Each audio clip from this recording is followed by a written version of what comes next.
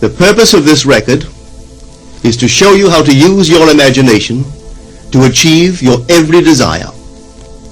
Most men are totally unaware of the creative power of imagination and invariably bow before the dictates of facts and accept life on the basis of the world without. But when you discover this creative power within yourself, you will boldly assert the supremacy of imagination and put all things in subjection to it. When the man speaks of God in man, he is totally unaware that this power called God in man is man's imagination. This is the creative power in man. There is nothing under heaven that is not plastic as potter's clay to the touch of the shaping spirit of imagination. Once a man said to me, "You know, Neville, I love to listen to you talk about imagination. But as I do so, I invariably touch the chair with my fingers and push my feet into the rug, just to keep my sense of the reality and the profundity of things." Well, undoubtedly he is still touching the chair with his fingers and pushing his feet into the rug. But now let me tell you another one who didn't touch with her fingers and didn't push that foot of hers onto the board of the streetcar. It's the story of a young girl, just turned 17. It was Christmas Eve, and she is sad of heart. For that year, she had lost her father in an accident, and she's returning home to what seemed to be an empty house. She was untrained to do anything, so got herself a job as a waitress. This night is quite late, Christmas Eve. It's raining. The car is full of laughing boys and girls home for their Christmas vacation. And she couldn't conceal the tears. Luckily for her, as I said, it was raining. So she stuck her face into the heavens to mingle her tears with the rain. And then, holding the rail of the streetcar, this is what she did. She said, "This is not rain, but this is spray from the ocean. And this is not the salt of tears that I taste, but this is the salt of the sea in the wind. And this is not San Diego. This is a ship, and I'm coming into the Bay of Samoa." And there she felt the reality of all that she had imagined. Then came the end of the journey, and all are out. 10 days later, this girl received a letter from a firm in Chicago saying that her aunt, several years before, when she sailed for Europe, deposited with them $3,000 with instructions that if she did not return to America, this money should be paid to her niece. They had just received information of the aunt's death and were now acting upon her instructions. 1 month later, this girl sailed for Samoa. As she came into the bay, it was late that night, and there was salt of the sea in the wind. It wasn't raining, but there was spray in the air, and she actually felt what she felt 1 month before, only this time she had realized her objective. Now this whole record is technique. I want to show you today how to put your wonderful imagination right into the feeling of your wish fulfilled, and let it remain there and fall asleep in that state. And I promise you from my own experience, you will realize the state in which you sleep if you could actually feel yourself right into the situation of your fulfilled desire and continue therein until you fall asleep. As you feel yourself right into it, remain in it until you give it all the tones of reality, until you give it all the sensory vividness of reality. As you do it, in that state, quietly fall into sleep. And in a way you will never know, you could never consciously devise the means that will be employed, you will find yourself moving across a series of events leading you towards the objective realization of this state. Now here is a practical technique. The first thing you do, you must know exactly what you want in this world. When you know exactly what you want, make as lifelike a representation as possible of what you would see and what you would touch and what you would do and physically moving in such a state. For example, suppose I wanted a home, but I had no money, but I still know what I want. without taking anything into consideration, I would make as lifelike a representation of the home that I would like, with all the things in it that I would want. And then, this night, as I would go to bed, I would, in a drowsy, sleepy state, the state that borders upon sleep, I would imagine that I am actually in such a house, that were I to step off the bed, I would step upon the floor of that house. Were I to leave this room, I would enter the room that is adjacent to my imagined room in that house. And while I am touching the furniture and feeling it to be solidly real, and while I am moving from one room to the other in my imaginary house, I would go sound asleep in that state. And I know that in a way I could not consciously devise, I would realize my house. I have seen it work time and time again. If I wanted promotion in my business, I would ask myself what additional responsibilities would be mine were I to be given this great promotion. What would I do? What would I say? What would I see? How would I act? And then in my imagination, I would begin to see and touch and do and act as I would outwardly see and touch and act were I in that position. If I now desired the mate of my life, were I now in search of some wonderful girl or some wonderful man, what would I actually find myself doing that would imply that I have found my state? For instance, suppose now I was a lady. One thing I would definitely do, I would wear a wedding ring. I would take my imaginary hands and I would feel the ring that I would imagine to be there. And I would keep on feeling it until it seemed to me to be solidly real. I would give it all the sensory vividness I am capable of giving anything. And while I am feeling my imaginary ring, which implies I am married, I would sleep. This story is told us in the Song of Songs, or the Song of Solomon. It is said, "At night on my bed, I sought him whom my soul loveth. I found him whom my soul loveth, and I would not let him go, until I brought him into my mother's house, right into the chamber of her that conceived me." If I would take that beautiful poem and put it into modern English, into practical language, it would be this. While sitting in my chair, I would feel myself right into the situation of my fulfilled desire. And having felt myself into that state, I would not let it go. I would keep that mood alive, and in that mood, I would sleep. That is, taking it right into my mother's chamber, into the chamber of her that conceived me.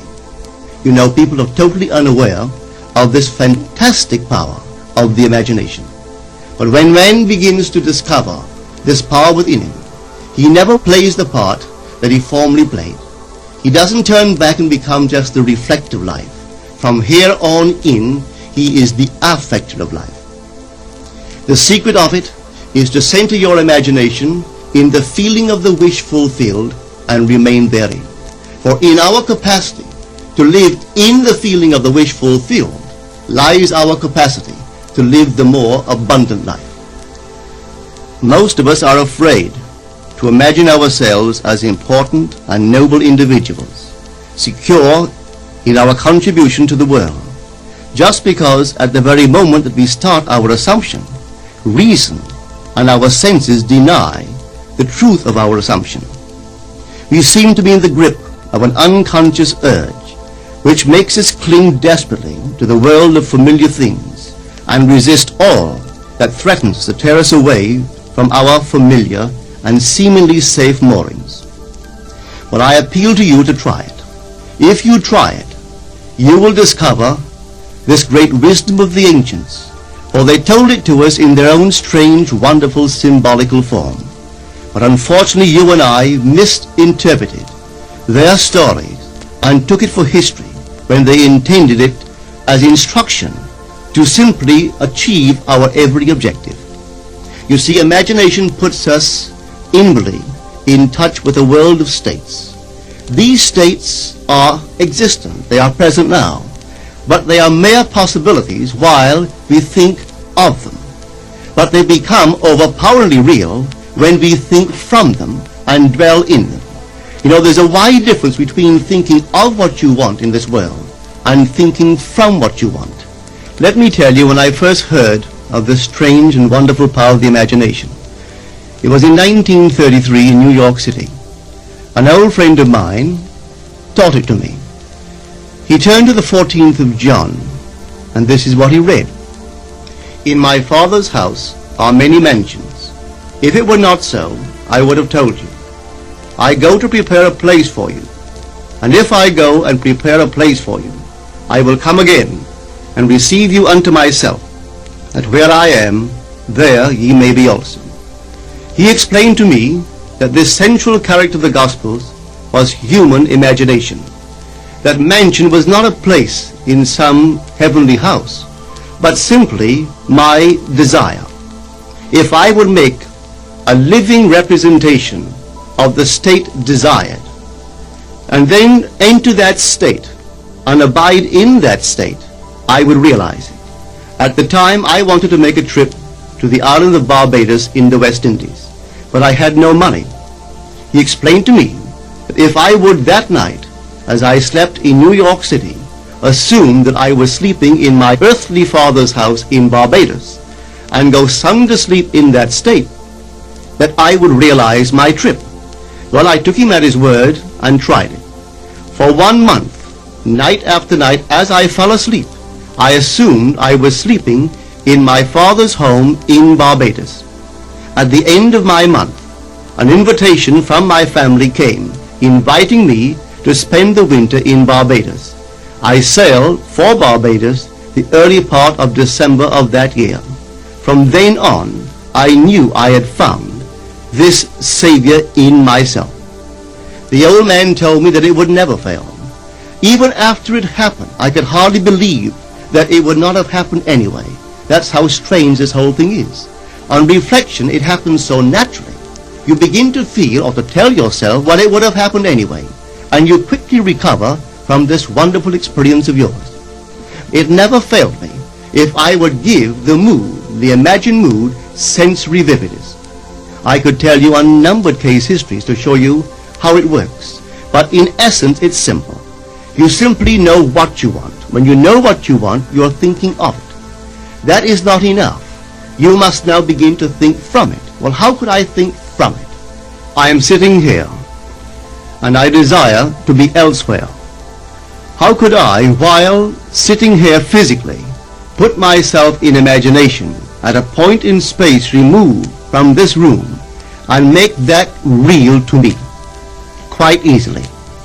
My imagination puts me in touch inwardly with that state. I imagine that I am actually where I desire to be. Now, can I tell that I am there?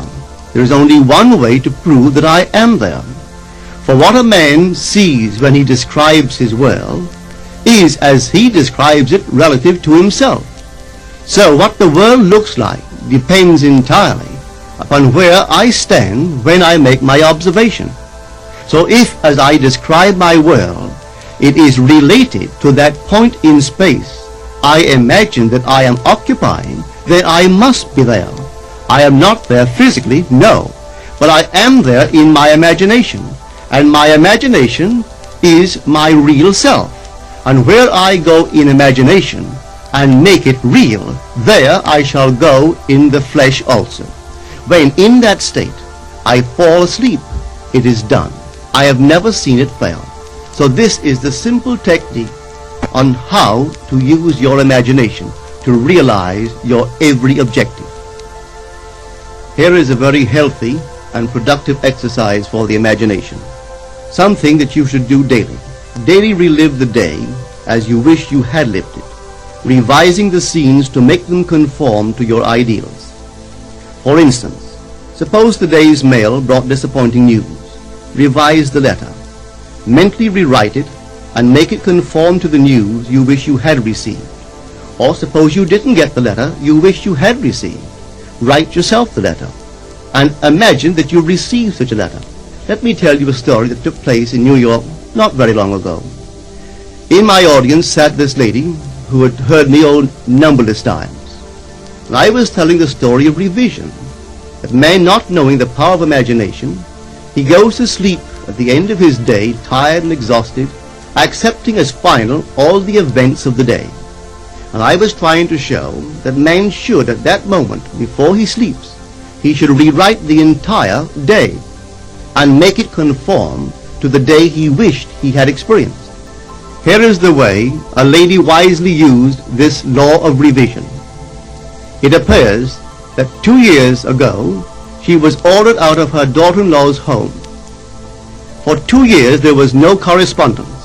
She had sent her grandson at least 24 presents in that interval, but not one was ever acknowledged. Having heard the story of revision, this is what she did. As she retired at night, she mentally constructed 2 letters. One she imagined coming from her grandson and the other from her daughter-in-law. In these letters they expressed deep affection for and wondered why she had not called to see them. This she did for 7 consecutive nights, holding in her imaginary hand the letter she imagined she had received, and reading these letters over and over until it aroused within her the satisfaction of having heard. Then she slept. On the 8th day she received a letter from her daughter-in-law. On the inside there were 2 letters, one from her grandson and one from the daughter-in-law. They practically duplicated the imaginary letters that this grandmother had written to herself 8 days before. This art of revision can be used in any department of your life. Take the matter of health. Suppose you were ill. Bring before your mind's eye the image of a friend. Put upon that face an expression which implies that he or she sees in you that which you want the whole world to see. Just imagine he is saying to you that he has never seen you look better, and you reply, I have never felt better. Suppose your foot was injured. Then do this.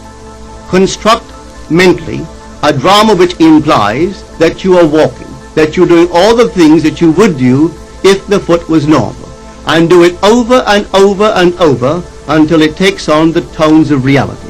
Whenever you do in your imagination that which you would like to do in the outer world, that you will do in the outer world. The one requisite is to arouse your attention in a way and to such intensity that you become wholly absorbed in the revised action. You will experience an expansion and refinement of the senses by this imaginative exercise, and eventually achieve vision in the inner world. The abundant life promised us is ours to enjoy now, but not until we have the sense of the Creator as our imagination can we experience it. Persistent imagination, centered in the feeling of the wish fulfilled, is the secret of all successful operations. This alone is the means of fulfilling the intention. Every stage of man's progress is made by the conscious, voluntary exercise of the imagination. Then you will understand why all poets have stressed the importance of controlled, vivid imagination. Listen to this one by the great William Blake. In your own bosom you bear your heaven and earth, and all you behold, though it appears without, it is within, in your imagination, of which this world of mortality is but a shadow. Try it, and you too will prove that your imagination is the Creator.